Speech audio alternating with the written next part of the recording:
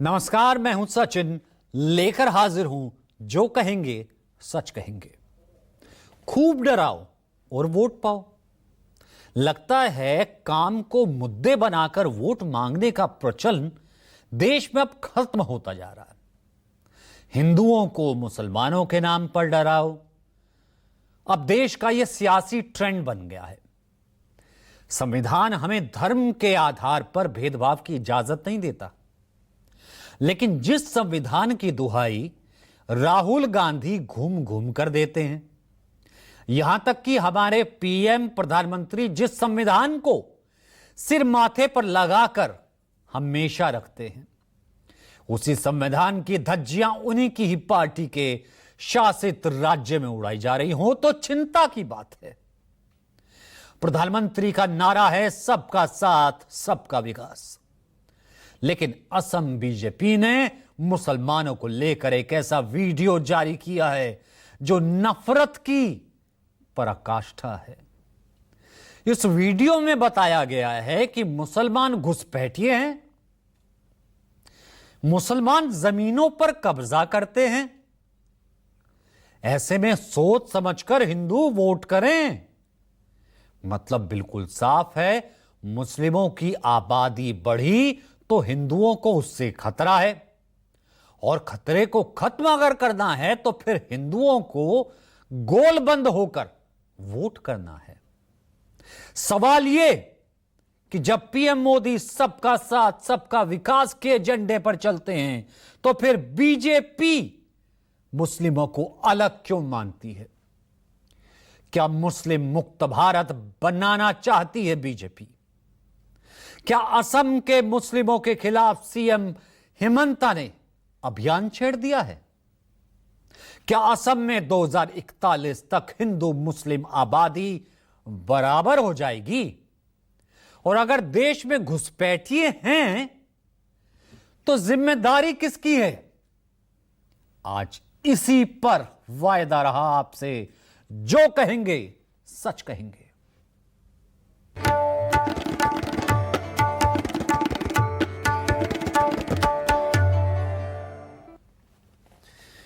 देश की सियासत में इन दिनों एक अजीबोगरीब हालात बन गए हैं।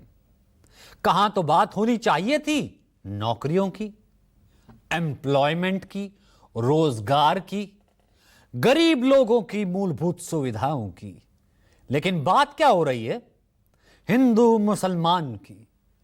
ऐसा लग रहा है जैसे मानो देश में मुद्दों की भारी कमी आ गई हो। और ऐसा कौन कर रहा है? खुद सत्ताधारी भारतीय जनता पार्टी।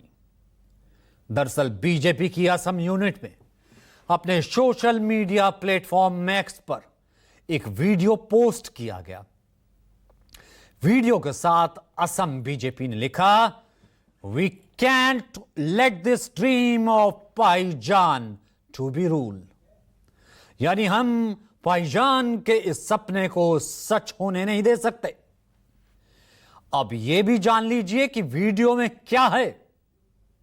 वीडियो में मुस्लिम समाज के लोगों को दिखाया गया है, साथ ही टेक्स्ट लिखकर बताया गया है कि कैसे असम में मुस्लिम समाज के लोग हर इलाके में अपनी संख्या बढ़ा रहे हैं, कैसे चाय के बागानों से लेकर एयरपोर्ट तक मुस्लिमों की आबादी बढ़ती जा रही है। सबसे हैरानी की बात यह वीडियो कहता है जिसमें कांग्रेस नेता लोकसभा में नेता प्रतिपक्ष राहुल गांधी के साथ असम के कांग्रेस के सांसद राहुल गौरव गोगोई को पाकिस्तान कनेक्शन के साथ एक झंडे के आगे दिखाया गया है। देखिए आप। और यह वीडियो बना है एआई से, आर्टिफिशियल इंटेलिजेंस से। देखिए। सारा बांग्लादेश में एडमिशन करवा दिया सर।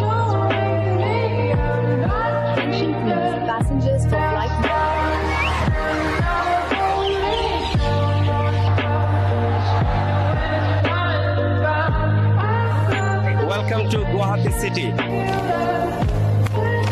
मामा, हमारे देश में बहुत कृष्ण होगा।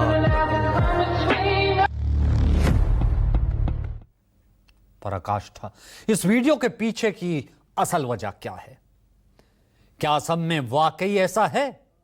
आपको पूरा एनालिसिस बताएंगे, लेकिन उससे पहले आपको बीजेपी की इस वीडियो पर कैसे सियासत शुरू हो गई ये बताते हैं। बीजेपी के इस वीडियो को लेकर विपक्षी कांग्रेस, तमाम पार्टियां और उसके साथ साथ एआईएमआईएम के अध्यक्ष असदुद्दीन ओवैसी ने भी कड़ा एतराज जताया। ओवैसी ने सोशल मीडिया के जरिए अपना गुस्सा जाहिर किया। बीजेपी असम ने एक घृणित एआई वीडियो पोस्ट किया है जो दिखाता है कि अगर बीजेपी नहीं होती तो असम मुस्लिम बहुल होता। वो केवल वोटों के लिए भय फैलाने वाले नहीं, ये वास्तविक रूप से घृणित हिंदुत्व विचारधारा है। भारत में मुसलमानों का अस्तित्व ही उनके लिए समस्या है। उनका सपना मुस्लिम मुक्त भारत है। इस निरंतर शिकायत के अलावा उनके पास भारत के लिए कोई दृष्टिकोण नहीं है। ये तो भारतीय जनता पार्टी की कोई नई राजनीति नहीं है, कोई नई पॉलिसी नहीं है। वो तो हमेशा जब भी कोई चुनाव होता है, चाहे केंद्र का चुनाव हो तो प्रधानमंत्री उस तरह की भाषा का इस्तेमाल करते हैं। जब किसी राज्य का चुनाव होता है तो वहाँ के राज्य के जो मुख्यमंत्री होते हैं वो इस तरह की भाषा का इस्तेमाल करते हैं।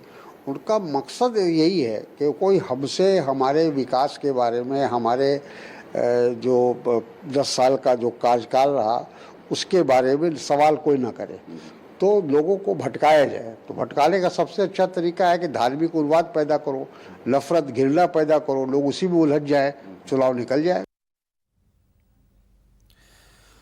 तो पिछले कुछ सालों में देश की राजनीति में डेमोग्राफी चेंज को बीजेपी ने अपना एक बड़ा मुद्दा बना लिया है, खासकर असम में। खुद प्रदेश के सीएम हेमंत बिस्वा शर्मा कई दफे कह चुके हैं कि राज्य में 2041 तक मुस्लिमों की आबादी हिंदुओं के बराबर हो जाएगी। बीते जुलाई महीने में मुख्यमंत्री हेमंता ने दावा किया था कि राज्य में एक बड़ा डेमोग्राफिकल शिफ्ट होने वाला है। Today, as per 2011 census, in Assam 34% population is minority. So if you remove 3% indigenous Assamese Muslim, then 31% is the Muslim who migrated to Assam. And if you projected that on the basis of 2021, 31 and 41, you come to a almost 50-50 position. So there is no my take. I am just stating you what is the statistical census report. तो शर्मा ने जिस census को आधार मानते हुए 2041 तक असम में हिंदू मुस्लिम की आबादी बराबर होने की बात कही है, उसके कुछ आंकड़े भी हम आपसे शेयर करते हैं। साल 1991 की जनगणना के मुताबिक असम में मुस्लिमों की जनसंख्या 28.43% थी, जो वर्ष 2001 में बढ़कर 30.92% हो गई। जबकि 2011 में जब सेंसस हुआ, जनगणना हुई, तो यह आंकड़ा 34.22% तक पहुंच गया। यानी इस दौरान असम में मुसलमानों की आबादी में 5.79% का इजाफा हुआ। हेमंता इसी आंकड़े पर अनुमान लगा रहे हैं कि साल 2041 तक यह नंबर 50% तक पहुंच जाएगा।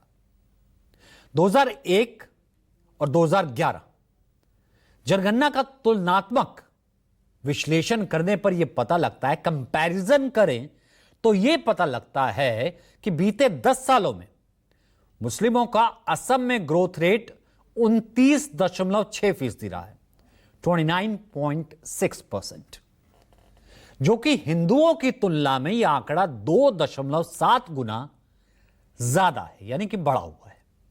अब 2011 में जनगणना के आंकड़े बताते हैं कि असम में कम से कम 9 जिले ऐसे हैं जो मुस्लिम बहुल हो गए, जो कि 2001 में 6 थे।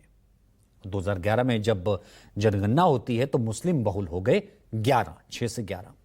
धुबरी जिला 79.67% थी, गोलपारा में 57.52%, बारपेटा में 70.74%, मोरीगांव में मुस्लिम आबादी 52.56%, नगांव में 55.36%, करीमगंज में 56.36%, हैलाकांडी में 60.31%, बोंगाई गांव में 50.22% और दारंग में 64.34% मुस्लिम आबादी 2011 के जनगणना के मुताबिक थी। टोटल राज्य 11 हो गए। आंकड़े बताते हैं कि असम में इस दशक में मुसलमानों की वृद्धि दर पिछले दशक की तुलना में बढ़ी है, जबकि हिंदुओं की वृद्धि दर में तेज गिरावट आई है। जनगणना के आंकड़ों के मुताबिक राज्य में मुस्लिम आबादी की हिस्सेदारी 1991 में लगभग 24% थी। 2011 की सेंसस जनगणना होती है तो यह बढ़कर 34% के करीब पहुंच गई। 2011 के जनगणना के मुताबिक असम में हिंदुओं की आबादी 61.47% थी। मुस्लिमों की जनसंख्या की बात करें तो 34.22, क्रिश्चियंस आते हैं 3.74% असम में, और जो बाकी अन्य धर्म हैं वो 0.57%, एक से भी कम आते हैं। अब मुस्लिमों की इसी ग्रोथ रेट का खौफ दिखाकर हेमंता बिस्वा शर्मा अपने शासित राज्य असम में एक के बाद एक लगातार कई फैसले ले रहे हैं जो कि सरासर मुस्लिम विरोधी हैं और तो और संविधान विरोधी हैं। आपको कुछ फैसले बताते हैं, खुद फैसला कर लीजिए।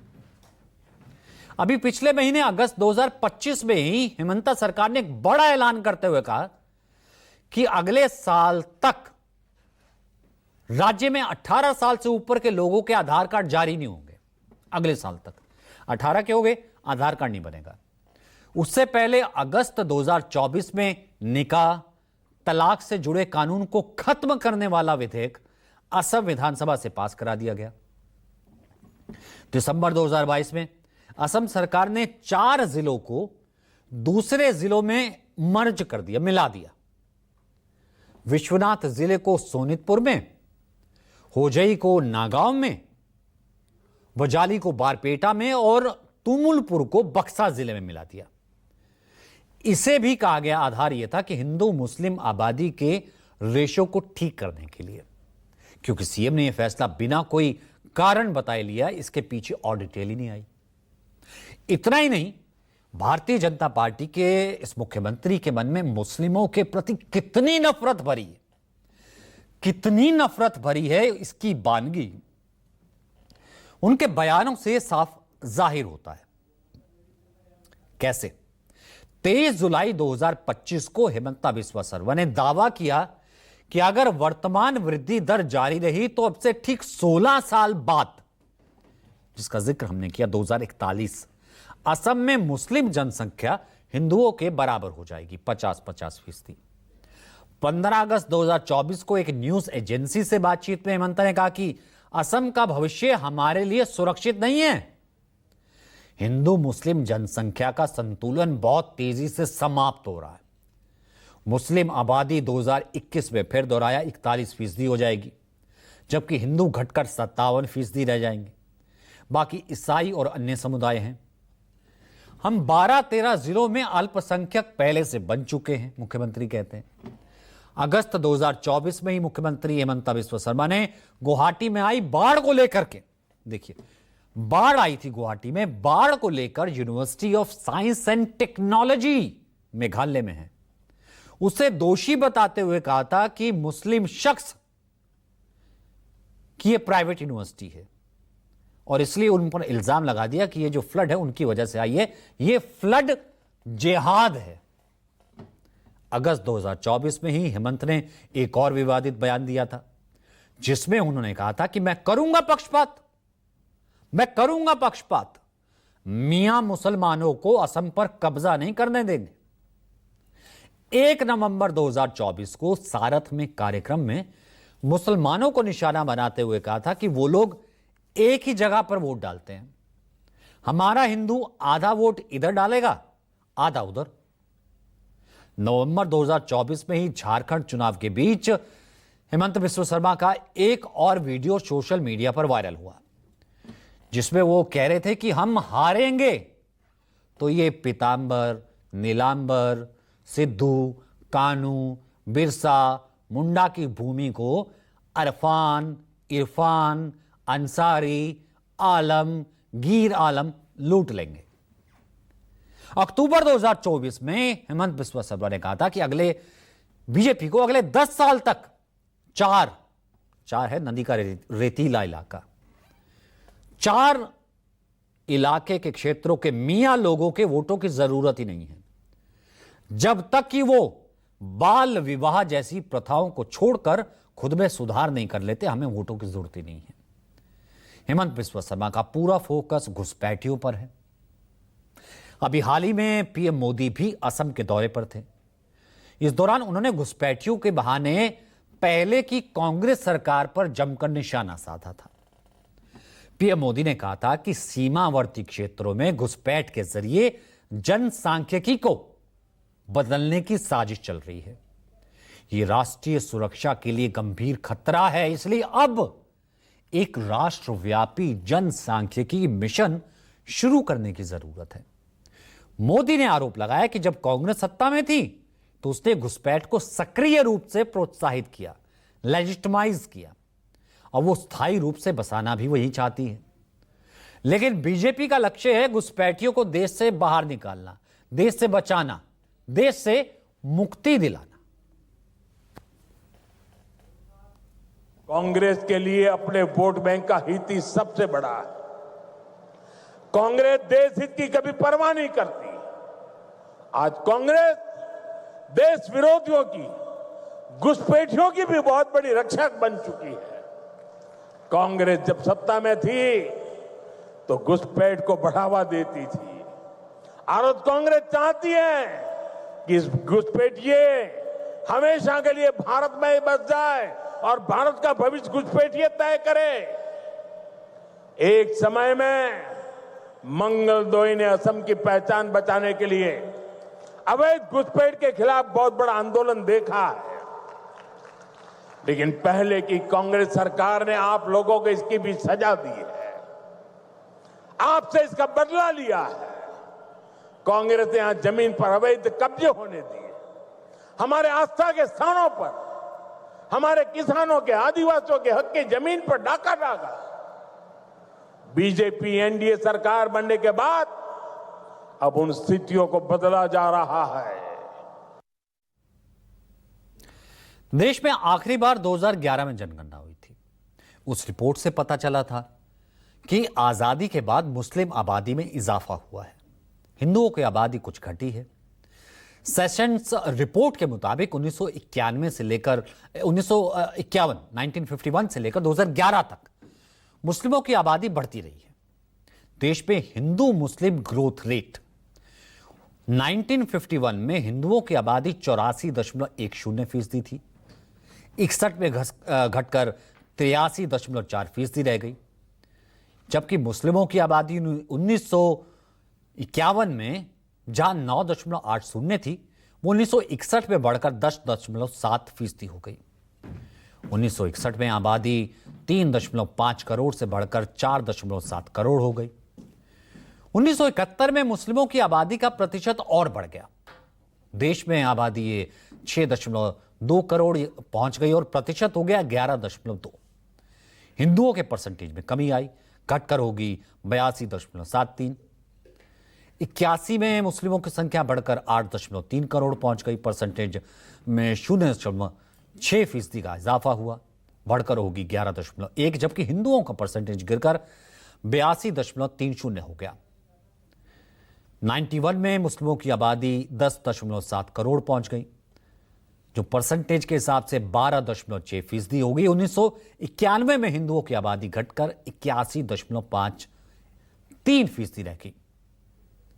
वहीं मुस्लिमों की आबादी में 0.8% की बढ़ोतरी हुई और हिंदुओं की आबादी में 1.07% की गिरावट आई। 2011 में इस संख्या में और कमी आई। हिंदुओं की आबादी में 0.66 की कमी आई, जबकि 0.8% का इजाफा मुस्लिमों की आबादी में हुआ। तो 2011 की जनगणना के आंकड़े अभी आपने देखे।